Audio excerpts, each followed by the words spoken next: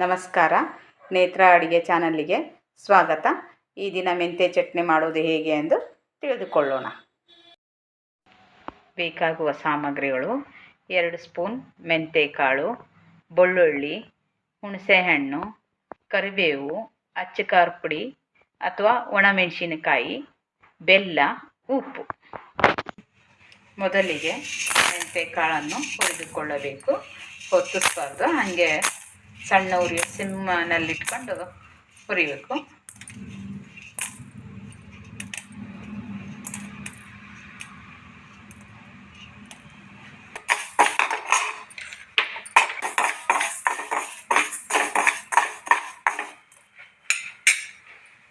ಚಟಪಟ ಅಂದ ತಕ್ಷಣ ತೆಗೆದುಬಿಡ್ಬೇಕು, ಹೊತ್ತಿಸ್ಬಾರ್ದು.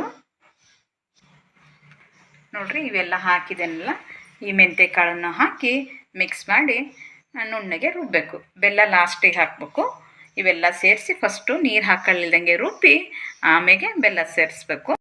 ಒಳಗೆ ಹಾಕಿ ಬೆಲ್ಲ ಒಂದೇ ಲಾಸ್ಟಿಗೆ ಹಾಕಬೇಕು. ಇದು ನೀರು ಹಾಕೊಳ್ಳಿಲ್ದಂಗೆ ರುಬ್ಬಬೇಕು.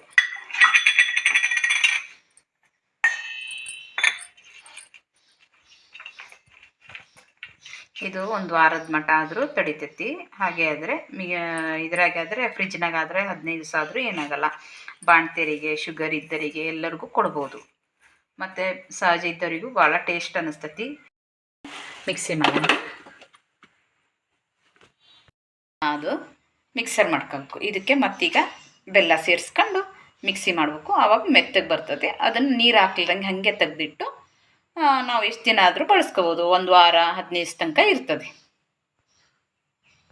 ನೀ ಬೆಲ್ಲ ತಗೊಂಡೇನಿ, ಹಾಗೆ ಇದ್ರದ್ದು ಬೆಲ್ಲ ತಗೊಂಡ್ರು ಪರವಾಗಿಲ್ಲ. ಆ ಬೆಲ್ಲ ತಗೊಂಡ್ರೆ ಸ್ವಲ್ಪ ಬಿಸಿ ಮಾಡಿ ಹಾಕಿದರೆ ಇನ್ನೂ ಭಾಳ ದಿನ ತಾಳ್ಕೆ ಬರ್ತೈತಿ.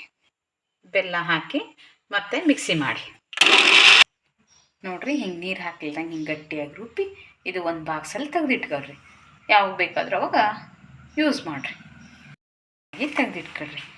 ಮತ್ತು ನಾವು ಯೂಸ್ ಮಾಡಬೇಕಾದ್ರೆ ಸ್ವಲ್ಪ ನೀರು ಹಾಕಿ ಮೆತ್ತಗೆ ಮಾಡ್ಕೊಂಡು ಯೂಸ್ ಮಾಡ್ಕೋಬೋದು.